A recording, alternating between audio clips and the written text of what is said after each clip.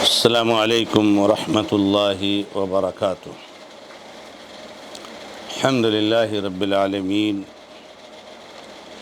واشہد ان لا الہ الا اللہ وحدہ لا شریک لہ، واشہد ان محمدا عبدہ ورسولہ صلی اللہ تعالی علیہ وآلہ وسلم۔ اعوذ باللہ من الشیطان الرجیم، بسم اللہ الرحمن الرحیم۔ وَإِذَا طَلَّقْتُمُ النِّسَاءَ فَبَلَغْنَ أَجَلَهُنَّ فَلَا تَعْضُلُوهُنَّ أَن يَنكِحْنَ أَزْوَاجَهُنَّ إِذَا تَرَاضَوْا بَيْنَهُم بِالْمَعْرُوفِ ذَلِكَ يُوعَظُ بِهِ مَن كَانَ مِنكُمْ يُؤْمِنُ بِاللَّهِ وَالْيَوْمِ الْآخِرِ ذَلِكُمْ أَزْكَىٰ لَكُمْ وَأَطْهَرُ وَاللَّهُ يَعْلَمُ وَأَنْتُمْ لَا تَعْلَمُونَ۔ معزز اور معقر مشاہدین و مشاہدات، سلسلے تفسیر قرآن میں آج کے اس مبارک پروگرام میں سورۃ البقرہ آیت نمبر 232 پیش کی گئی ہے۔ بسم اللہ تعالیٰ ارشاد فرماتے ہیں، اور جب تم عورتوں کو طلاق دے دو اور وہ اپنی عدت کو پہنچ جائیں تو تم ان کو نہ روکو کہ اپنے شوہروں سے شادی کر لیں جب آپس میں بھلائی کے ساتھ رضامند ہو جائیں۔ یہ نصیحت کی جاتی ہے اس شخص کو جو تم میں سے اللہ تعالی پر ایمان رکھتا ہے اور آخرت کے دن پر ایمان رکھتا ہے۔ یہ تمہارے لیے زیادہ پاکیزہ ہے اور زیادہ صاف ستھرا ہے، اور اللہ تعالی جانتا ہے اور تم نہیں جانتے۔ اللہ رب العزت نے اس آیت مبارکہ میں بھی طلاق کے بعض اہم مسائل میں سے ایک اہم مسئلے کا ذکر فرمایا، اور وہ مسئلہ ہے کہ جب کوئی شوہر اپنی بیوی کو طلاق دے دے، اسے طلاق کے سوا کوئی مناسب راستہ نظر نہ آئے، ازدواجی زندگی بالکل اجیرن ہو جائے، تو ایک طلاق اس نے دے دیا۔ اب وہ عدت کے اندر وہ اپنی بیوی سے رجوع کر سکتا ہے۔ یہ 3 حیض اس کی عدت ہے، اگر حیض آ رہا ہے نہیں آ رہا ہے تو 3 مہینہ عدت ہے، حاملہ ہے تو حمل عدت ہے، وضع حمل عدت ہے۔ مان لو کہ اس نے اس مدت میں بھی رجوع نہیں کیا اور ایک دن آیا کہ اس کی عدت کی مدت ختم ہو گئی، تیسرا حیض آ گیا طلاق کے بعد، تو اب جب عدت کی مدت ختم ہو گئی تو اب اس کی بیوی اس کی زوجیت سے خارج ہو گئی۔ اب وہ عورت اس کے لیے اجنبی ہو گئی، وہ مرد اس کے لیے اجنبی ہو گیا۔ اب دونوں کے لیے پردہ ہے، اب دونوں مصافحہ نہیں کر سکتے، دونوں ساتھ میں سفر نہیں کر سکتے، دونوں خلوت نہیں اختیار کر سکتے، اجنبی مرد عورت ہو گئے۔ لیکن اللہ تعالیٰ نے ابھی ایک آپشن رکھا ہے، ایک آپشن رکھا ہے، سبحان اللہ، قربان جائیے۔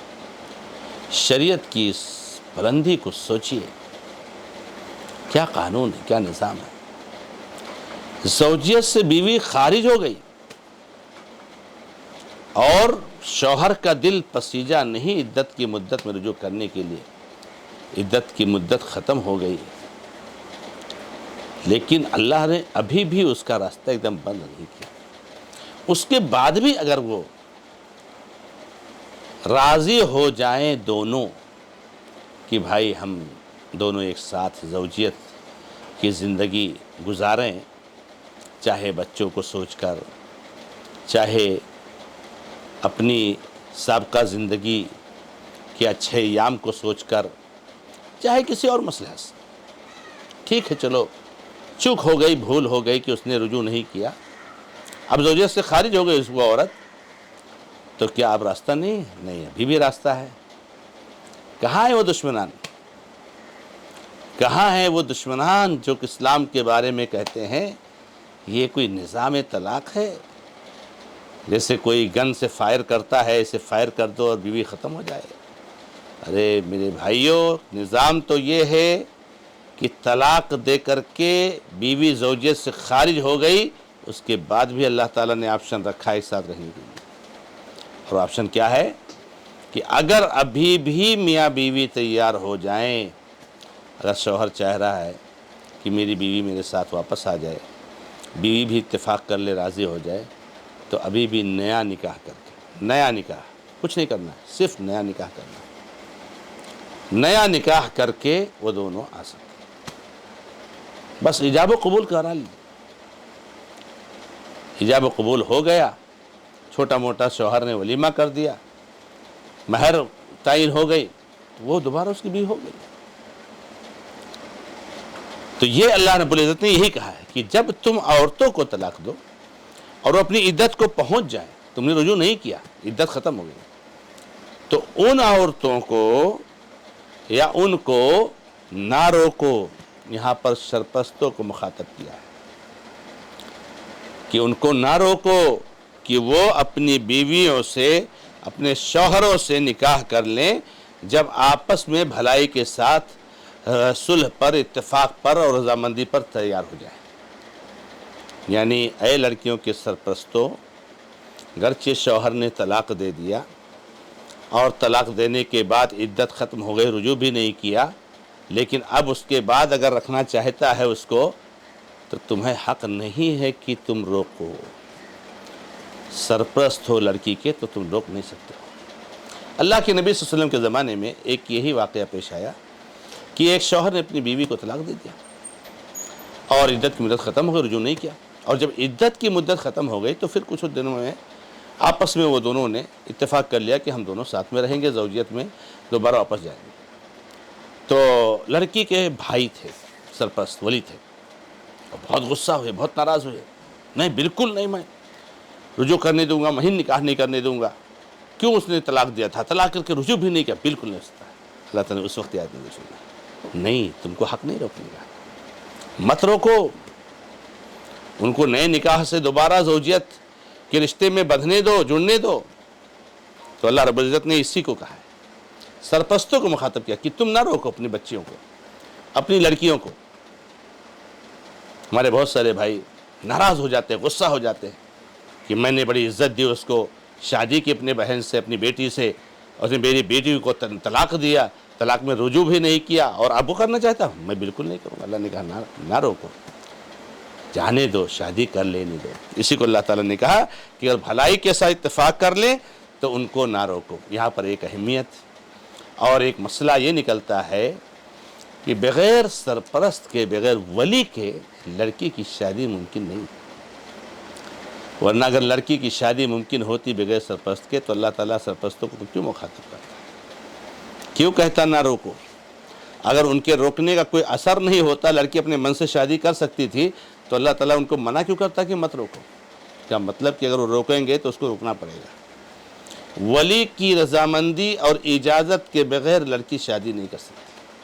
قرآن کریم کی آیت کریمہ بھی دلیل ہے، اور نبی صلی اللہ علیہ وسلم کی تو بہت واضح حدیثیں موجود ہیں کہ لا نکاح الا بولی، بغیر ولی کے نکاح ممکن نہیں ہے۔ ایما امرأۃ نکحت بغیر اذن ولیہا فنکاحها باطل باطل باطل، جو بھی عورت اپنے ولی کی اجازت کے بغیر نکاح کرتی ہے اس کا نکاح باطل ہے، باطل ہے، باطل ہے۔ اور نبی علیہ السلام نے کہا کہ وہی زناکار عورتیں ہیں جو اپنی مرضی سے ولی کی اجازت کے بغیر شادیاں کرتی ہیں۔ ولی کی اجازت کے بغیر لڑکی شادی نہیں کر سکتی، چاہے مطلقہ ہو، بیوہ ہو، چاہے کنواری ہو، چاہے کنواری ہو۔ اور ایسے ہی لڑکی کی شادی ولی زبردستی بھی کہیں نہیں کر سکتا اس کی رضامندی کے بغیر. نہیں صرف ولی کی رضامندی نہ لڑکی ناراضی ہو تب بھی نکاح نہیں ہوگا. اگر کوئی نکاح کر دیتا ہے سرپرست ولی تو امیر کو یہ حق حاصل ہوگا اس کو نکاح کو فسخ کر دے, دونوں میں جدائی کرا دے. نبی صلی اللہ علیہ وسلم کے پاس ایک خاتون آئی اور انہوں نے نبی صلی اللہ علیہ وسلم سے شکایت کی, نبی صلی اللہ علیہ وسلم میرے ابا نے میرا فلاں سے نکاح کر دیا اور میں راضی نہیں ہوں. نبی صلی اللہ علیہ وسلم نے کہا نکاح باطل کرا دیا, نکاح باطل رد کر دیا نکاح کو. تو عورت کی رضامندی بھی ضروری, ولی کی رضامندی بھی ضروری. دونوں کا جب اتفاق ہوگا تب کوئی رشتہ ہوگا عورت کا. تو عورت کو اپنے من سے بھی شادی کرنا یہ درست نہیں ہے اور ولی کو اپنے من سے بھی شادی کرنا درست نہیں ہے, دونوں کا اتفاق ہونا چاہیے. اللہ رب العزت نے یہاں پر فرمایا ذَلِكَ يُوعَظُ بِهِ مَنْ كَانَ مِنْكُمْ يُؤْمِنُ بِاللَّهِ وَالْيَوْمِ الْآخِرِ. یہاں اللہ تعالیٰ نے بہت بڑی نصیحت کی. نصیحت یہ کی ہے کہ اگر وہ لڑکا مرد جس نے طلاق دے دیا ہے آپ کی بیٹی کو, آپ کے بہن کو, اور رجوع کی مدت ختم ہوئی تو رجوع نہیں کیا, اب کرنا چاہتا ہے تو اس کو مت رکو, کر لے دو. یہاں کیا ہے, انانیت غالب آ جاتی ہے, یہاں انا غالب آ جاتا ہے, نہیں میں بالکل نہیں دوں گا. لیکن اللہ نے کہا کہ یہ نصیحت اس کو کی جاتی ہے. اللہ تعالیٰ کس کو حکم دیتے ہیں؟ جس کے دل میں اللہ پر ایمان ہوگا. اللہ پر ایمان ہوگا تب نہ اللہ کی نصیحت قبول کرو گے. اللہ پر ایمان ہی نہیں تو اللہ کی نصیحت کہاں سے قبول کرے گا؟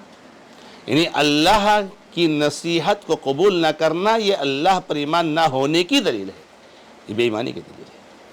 اور آخرت کے دن پر ایمان ہوگا تو اللہ تعالیٰ کی نصیحت قبول کرو گے.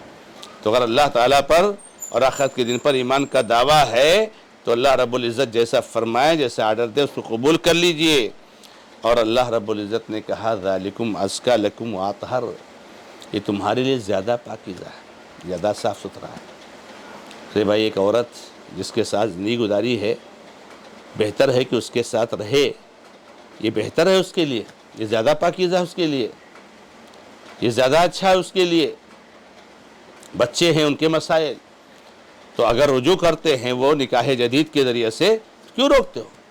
یہ اس کے لیے زیادہ اچھا ہے, یہ اس کے لیے زیادہ بہتر ہے. اللہ تبارک نے فرمایا واللہ یعلم وانتم لا تعلمون, اگر تم کو سمجھ میں نہیں آتا ہے تو اتنا جان لو کہ اللہ جانتا ہے, تم نہیں جانتے, تمہارے پاس علم نہیں ہے. اللہ تعالیٰ مکمل علم رکھتا ہے, اس لیے اس نے ایسا نظام بنایا. تو اللہ تعالیٰ کے پاس علم ہے, اللہ تعالیٰ جانتا ہے, اس لیے وہ جو نظام بناتا ہے سب سے بہتر نظام بناتا ہے. اس لیے ہمیں اس کے احکامات کی پابندی کرنی چاہیے. اللہ رب العزت سے دعا ہے کہ رب العزت ہمیں اور آپ کو قرآن کی صحیح سمجھ عطا فرمائے اور اللہ تعالیٰ کے اوامر پر عمل کرنے کی توفیق عطا فرمائے. ھذا ما عندی واللہ تعالی اعلم والحمد للہ رب العالمین وصلی اللہ علی محمد وسلم تسلیما کثیرا. والسلام علیکم ورحمۃ اللہ وبرکاتہ.